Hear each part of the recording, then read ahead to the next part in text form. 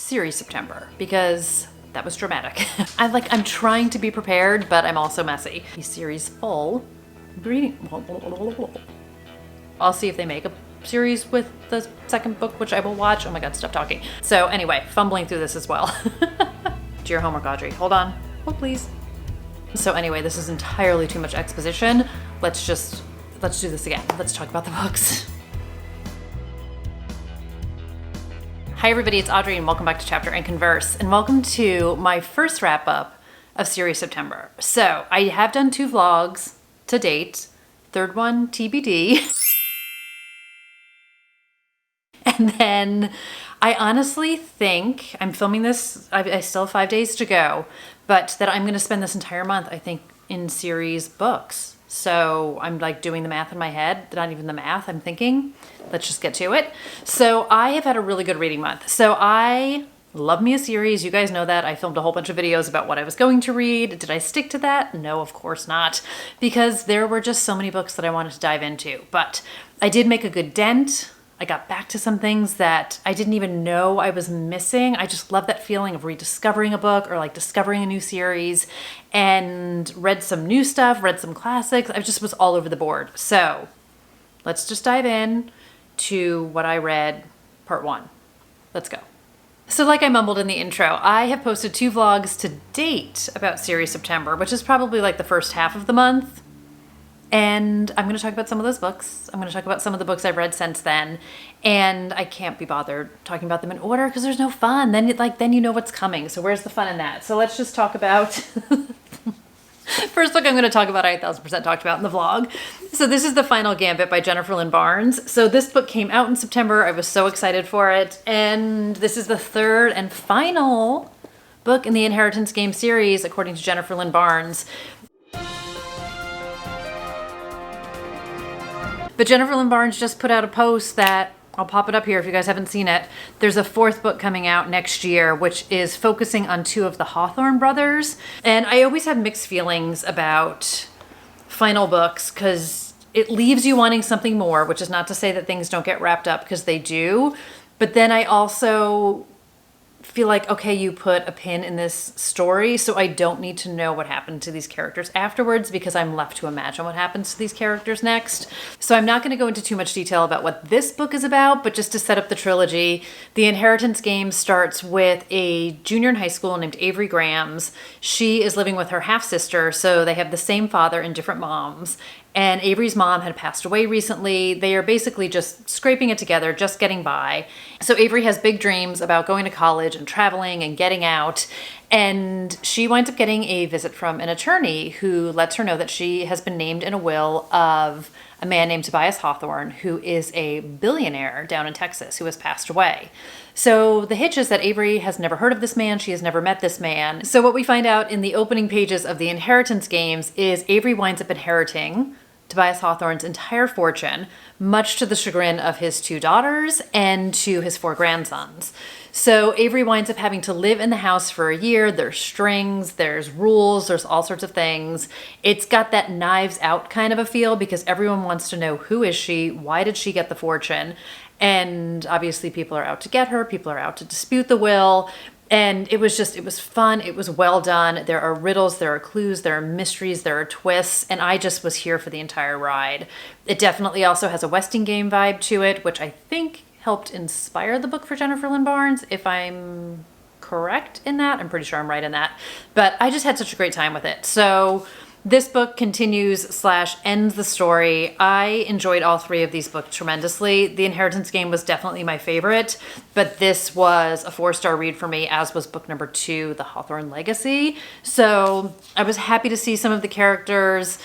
There were parts of it, I cried when I read this book. I feel like this is going to be a theme. I cried a lot this month. I feel like I cry every month when I'm reading, but I was happy to see things that were answered, and I would say it ends how I expected it to end, not in a predictable way, but in a makes sense for the story, suits the story very well. So there were parts that surprised me. There were parts I wasn't sure where it was going. And as in a well-done trilogy, There are connections from book 1 and book 2 and clues that are planted here and clues that were back there. So I did find it to be a very satisfactory book and a satisfactory ending to a series. And like I said, I'm always torn with wanting a little bit more, wanting to know what happens to these characters next, and also just leaving them in this place here. So very much enjoy this book, very much enjoy this series. So if you're looking for just a quick, fun, bingeable series, highly recommend this one. And then a book that could not be more different than The Final Gambit is Hangman by Daniel Cole. So this is the second book in the Hangman series. This is also a trilogy. I do have book 3, but I haven't picked it up yet. And again, this is what's really hard about reviewing series books is I'm not going to say too much. I can't say too much because I don't want to give away anything from book number 1. But this picks up where book number 1 left off. I feel like we are maybe, I don't know if we're 6 months later.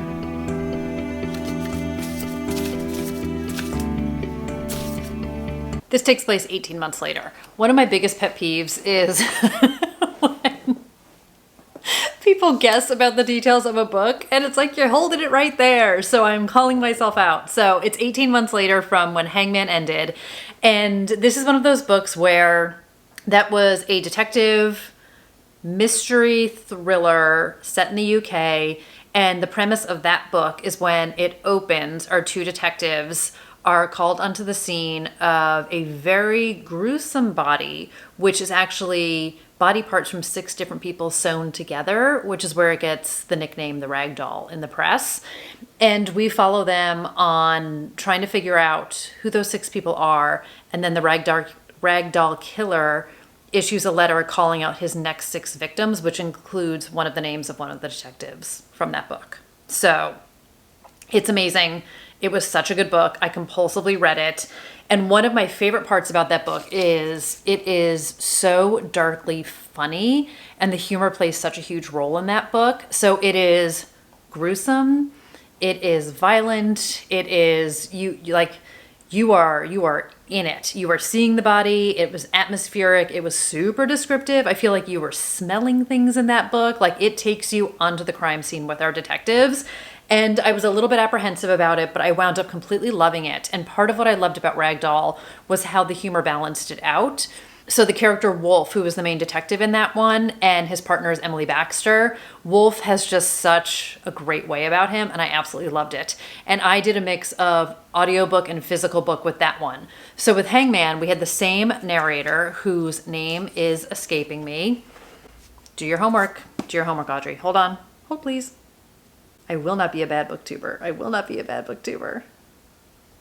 I want to say it's Joe Jameson, but I also feel like I'm making that up. So let me not make up the answer. Nope. Alex Wyndham.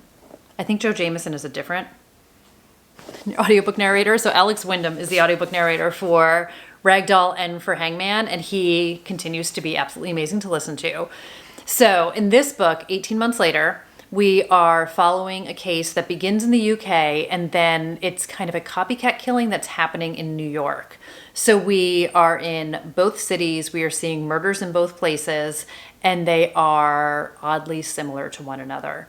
So that's all I'm going to tell you guys because this is one of those books where some of the characters from book 1 are in book 2. Everything that happens in book 1 obviously is spoiled in book 2. You cannot read book 2 without reading book 1. So start with Rag Doll. I enjoyed this. I did have a few, I feel like bumps along the way with getting into it. And I don't know if I wasn't in the mood for dark and messed up thriller, or I don't know if it was, I liked them being in New York. I will give you that. So I didn't mind that they weren't in the UK in this one. I mean, they are, but it's like split between the 2 cities. And I did very much enjoy the New York factor to it because I knew the places, I knew the locations. Like I felt very much like I could picture it, for better or for worse. I felt like I could very much picture what was going on in the book, but I didn't feel like the humor was as on point as it was in book number 1. And I was missing that. And I feel like that is a lot of what carried me through the first book. So that was missing for me. And then, I mean, you get these police investigation books where you have all the people who are investigating the case and everyone who is at the police force, New Scotland Yard in this case. And it's kind of like Dublin Murder Squad or Unsub. Like, there's just so many different characters. So it's always a little bit of a bummer when some people you like don't always make it into book 2 or make it in a much smaller setting. So there was one character I very much enjoyed in book 1 who did not have as big of a role in this book, and I wanted more of that character. So things happen, which is totally fine. So I was actually reading somebody's review of a different book that I'm going to talk about, which is the second in a series. That one has a third book, which is coming out. I don't know why I'm being cryptic. It's Husband Material by Alexis Hall, so we can talk about that one next, assuming I don't drop everything. But one of the reviews I was reading was talking about how they felt like Husband Material was a bridge book to book number 3, and it got me thinking about number 2 in a series or number 2 in a trilogy where it serves certain purposes. So not having read 3 yet, I can't comment completely, but I can see how in some ways this is a bit of a bridge book. I will be very curious. So not a bad book by any stretch, but it didn't have that same compulsive ability, that's not a word, that Hangman had for me, where I just couldn't put it down. I didn't have a hard time putting this one down, and I actually put a pin in it temporarily and then went back to it maybe, I don't know, 4 or 5 days later. So I very much enjoyed it still. I'd be very curious to see where it ends, because I do think book number 3 is the end of that series as well. But highly recommend Ragdoll. And then I think what will happen for a lot of people is you're going to want to know what's going to happen next. So one other thing that I very much appreciated about this, and what I am loving about series, is getting to see the further development of a lot of the characters and how the events in previous books change them and how they take that with them and carry that with them. So all in, very good, solid follow-up. And I know there's a TV show of it. Read the book. Read the book, read the book, read the book. The TV show is just about Ragdoll. This doesn't creep into book number 2. So I'll see if they make a series with the second book, which I will watch. Oh my God, stop talking. All right, so yeah, that's Hangman. As promised, next up is Husband Material by Alexis Hall. So this is the second book in the London Calling series. So Boyfriend Material is book number 1, which I only read a few months ago and was obsessed. And similarly, did a mix of reading it and the audiobook. Let me check this might be the Joe Jameson book. Hold on. Oh my gosh, you guys, why am I so messy? Yes, Joe Jameson was the audiobook narrator for this book. He also does a tremendous job. Highly recommend the audiobook. I feel like it very much captures Luke's voice and his sarcasm and his dry humor and the wit of the characters in this book. I just think he does a tremendous job, and also is one of those books that's just compulsively readable / listenable. So this is one of those books I kind of perpetually had going in my ear whenever I could and was not mad about it. So dropped my paper. I'm trying to be prepared, but I'm also messy. So I talked about this quite a bit in one of the vlogs, where I had seen some early reviews on the negative side about this, which bummed me out, but I was still going in strong. And the more I dug in, the more I saw that they were kind of in the minority, but I think sometimes the negative reviews get more airtime, which is totally normal. But what I appreciated, having read the book and then went on and read the reviews, is so many people were so thoughtful and detailed in what didn't work for them. And I could understand why a lot of things didn't work for certain people, or what maybe let people down or was a bummer for them, or what they didn't enjoy about the book. And it's different than Boyfriend Material, but it's also in the same humorous vein, in my opinion. So this one is set up in a 4 Weddings and a Funeral style, which is a movie I haven't seen in ages, but I very much enjoyed. And I liked it as a framework for the book. And I think what's interesting about this, so this is another one. Okay, so this is 2 years after Boyfriend Material happens. Look at me getting it right. And also, it's the first line on the back of the book. So 2 years ago, in book number 1, Luke and Oliver wind up fake dating. They both have reasons for it. They both need each other for a fake dating reason. And it's, what if fake dating leads to real love? So here we are in book number 2. And this is the what happens next. And what I enjoyed about this is, well, I am in no way pooping on a happily ever after, and in no way saying that there isn't happily ever after for these characters. I think when that honeymoon period is over and you settle into the reality of a relationship, things change. And one of my favorite things about book number 1 was the extended cast of characters and the friend group, who were so funny to me and I was such a huge fan of. And I said it in my review of book number 1, I would love to be friends with these people. I want to party with them. I want more of them. I want to hang out with them. We get a lot more of the friend group in this, which I personally enjoyed because I was invested in the friend group. And what I also thought was very interesting is you have friends when you are younger and everybody is single and maybe you're all living in the same place. And then as people get married or have children or their lives change or their jobs change or you take on more responsibility, your friendships and relationships change along with it.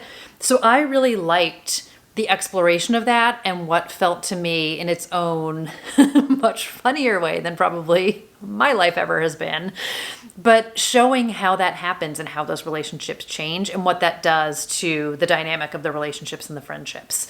So we still got a lot of family stuff in here. There was a lot to explore. Man, did I cry when I was reading this book. I also laughed out loud multiple times. I was the weirdo once again, walking down the street, laughing, rewinding the audiobook, laughing again just to make sure that I got it right, heard it right, and was laughing in such a way that like I just needed. It was such a great release in so many ways. But I really liked where this book went. And I love everything about it. I think Luke's mom is absolutely hysterical. And similarly to Hangman, but totally different, I like that we got to see more of an exploration of these characters. And, you know, sometimes people change, sometimes people change a little bit, but then go back to who they always were. Not everything is overnight. You know, I did see some people who were frustrated by some of the characters and frustrated by their journey.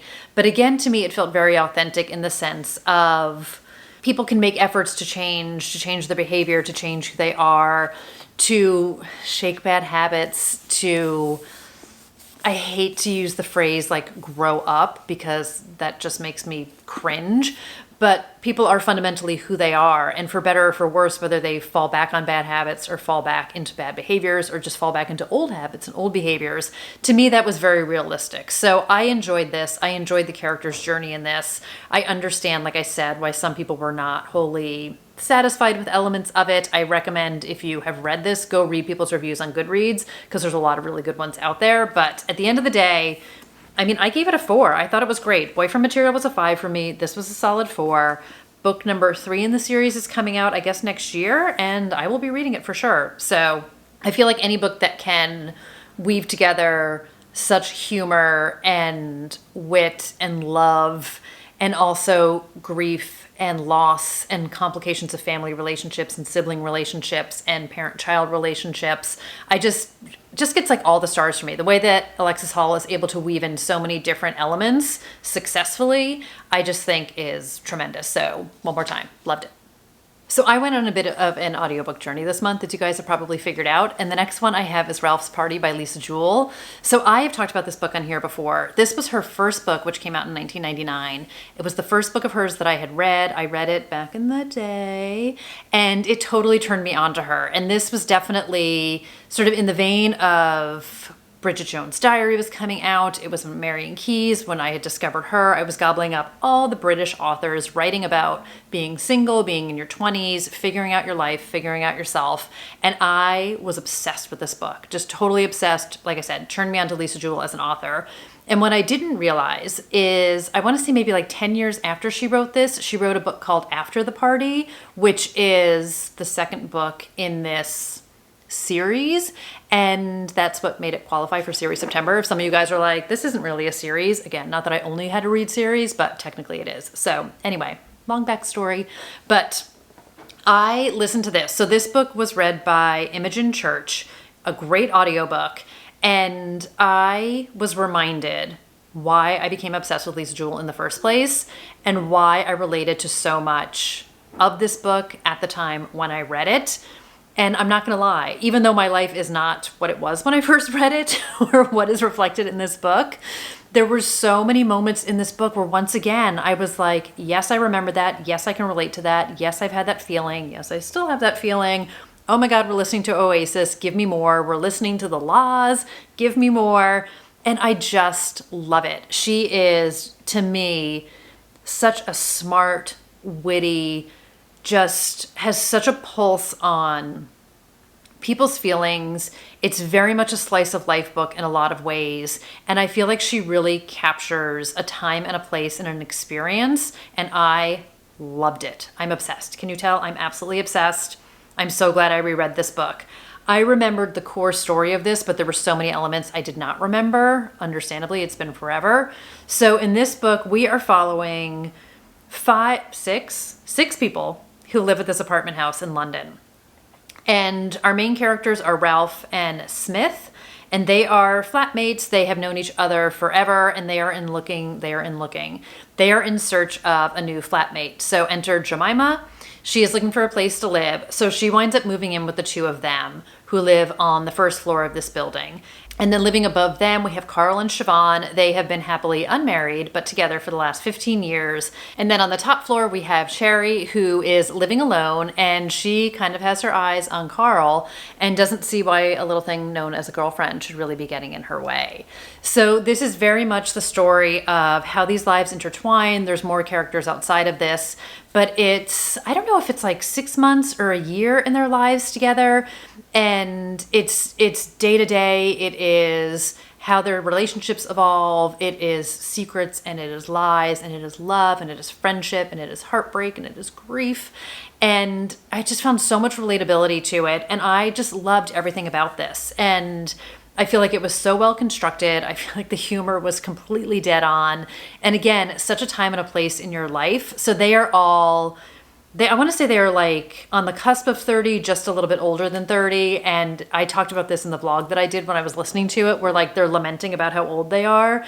And when I had read the book, 34 seemed extremely old to me.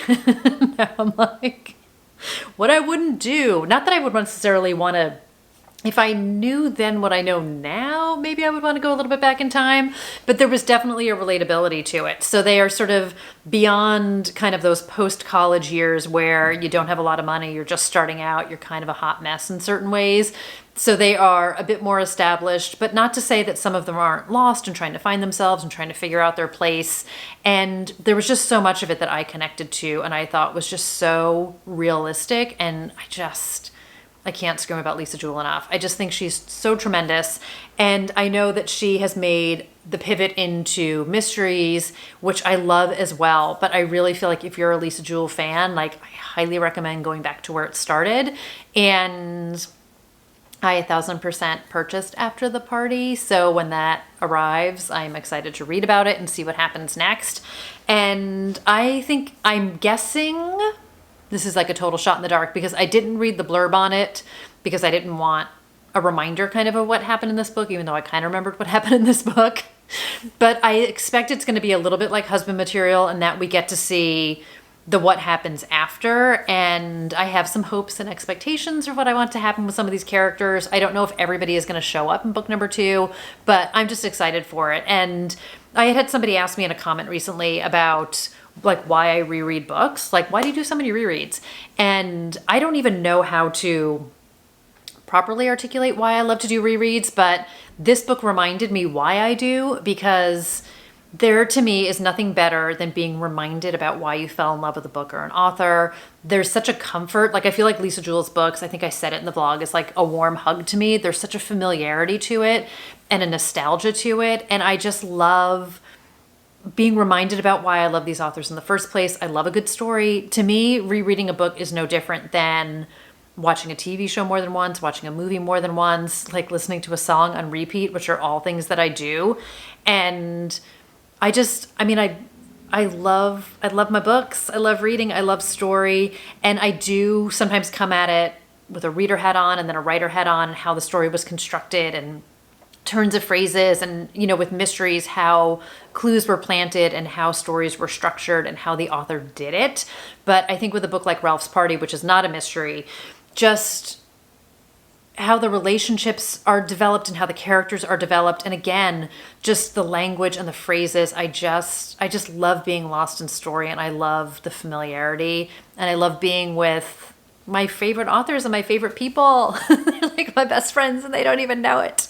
But I'm so, so happy I picked this up. It did not disappoint. I was a little bit worried because I've definitely reread some books that I read back in the day that did not strike the same chord with me. And I definitely had a little bit of a feeling of like, I wonder why I loved this so much. But Ralph's Party was not one of those. So one more time, 5 stars, loved it. And then the last book I'm going to talk about in this video is Grave Reservations by Sherry Priest.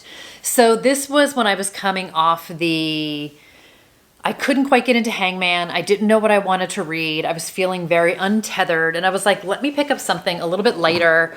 And this is, I described it as kind of cozy with an edge, in that vein of Hollywood Homicide, the Aurora Teagarden books, and that's kind of the itch that this one scratched, and it's exactly what it was. And it wound up being that quick, fun, again, kind of like warm and fuzzy read in a lot of ways, and it was just what I needed at the time. So this is the first book in a series. This came out the end-ish of last year, I want to say. I got it for Christmas last year.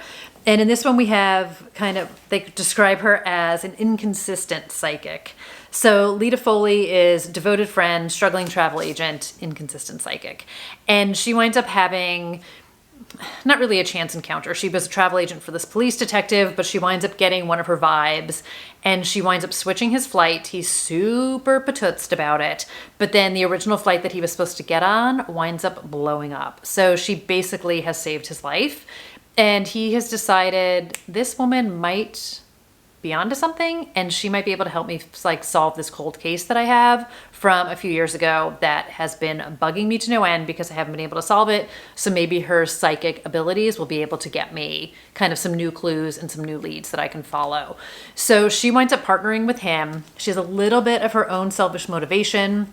Her fiance was murdered a few years ago. That case was unsolved as well. So she wants to be able to leverage his access and his knowledge. Even though he didn't work on the case years ago, he obviously has all the insider access as a police detective. So it's very much, I will help you solve yours if you will help me solve mine. And I just had a really good time with this book. So to me, this book followed all the tropes of a cozy mystery. So we kind of have our wacky sidekick, we have our extended group of found family who help to solve the crime. I talked about this in the vlog. I don't mean to keep saying that, but I did. And I found it not predictable in the sense that I could figure it out, but kind of like when you're reading a rom-com, like there's certain tropes or expectations that you have for those books, certain things that are going to happen. And this was very similar in that way from a cozy mystery type of a way. So there was a moment where I was like, Lita, what are you doing? What are you doing? But it suits the story. It all makes sense. It was funny. It was light. There were some twists. There were some things I didn't totally see coming. And I'm looking a little bit at my notes that I have on a Post-it note. Don't worry, I didn't write the notes in the book. They're on a Post-it note. We have like a psychic karaoke that she does, which is kind of funny. She does this stint at a bar where she takes something from someone and she touches it and it inspires a song, and then she'll sing the song to them, and if it strikes a chord with them, it's how she connects with these people, and it's like how she's trying to hone her psychic skills. So I had a fun time with it, and I will be curious to see where the series goes to next. And I enjoyed it. I enjoyed their banter. I enjoyed their relationship. I felt like they were well suited for each other. And again, it gives me those Hallmark movies and mysteries kind of vibes where you have, I'm not gonna be able to think of the names of any of them, but there's like the Gourmet Detective one, the Murder 101. So you always have somebody who is involved in the police force, and kind of like with Castle. And then you have, the writer who joins in, or the professor who's joining in, or in the case of the Gourmet Detective, the gourmet chef who is joining in and helps to solve the murder and the mystery. So you get your amateur detective partnered with your police detective. And I love that style. I love that setup. I love that, as I say, like that relationship, because you always have the person who is the foil to the detective. So it gives me kind of those Castle vibes as well. So definitely had a fun time with this one. If you're looking for something, whether you are just into the cozy genre, whether you were looking for the palate cleanser because you've read something dark and messed up like Hangman, this definitely served that. And again, like I said, well done, well written. And it was just fun. It was just great, great fun. And who doesn't want to have fun when they're reading? So that's going to do it for the first part of what I read in series September. I have one square left to fill, which I am working on as I film and as I speak here. So you're going to have to tune into part 2 to see what else I read and see if I could finish my entire bingo board before midnight on September 30th. So until then, take care, everybody. Thanks for being here. Thanks for watching. And I'll see you guys in another video really soon. So bye, everybody.